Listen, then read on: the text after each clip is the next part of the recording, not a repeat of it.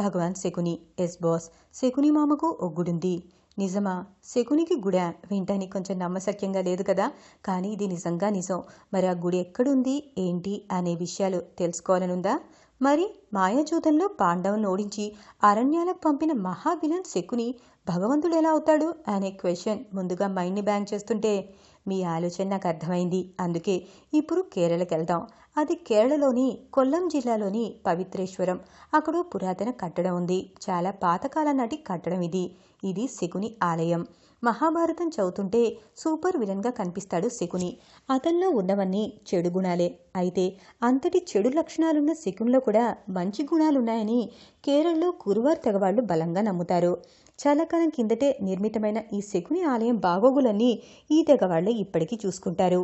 ఈ ఆలయంలో శకుని కూర్చున్న సింహాసనం ఉంది. శకుని ఆలయంలో పూజలు గట్రా ఏం చేయరు. విచిత్రంగా ఉంది కదా. మహాభారత యుద్ధం జరిగే సమయంలో శకుని తన మేనల్లుళ్లతో సహా దేశమంతా తిరుగుతూ ఈ ప్రాంతానికి వచ్చాట. ఈ ప్రాంతంలోనే కౌరవులు తమ ఆయుధాల్ని పంచుకున్నారట. అందుకే దీన్ని పాకుదేశ్వరం అనేవారని, తర్వాత పవిత్రేశ్వరంగా మారిందని చెప్తారు. శకుని పరమశివ భక్తుడు. మహాభారత యుద్ధం తర్వాత ఇక్కడే వచ్చి పరమశివుణ్ణి ప్రార్థించి మోక్షం పొందాడని వీరి నమ్మకం. ఆ విధంగా భగవాన్ శివుని అనుగ్రహం పొందాడు కనుక ఈ తెగవారు ఇతన్ని భగవాన్ శకుని అని పిలుస్తారు.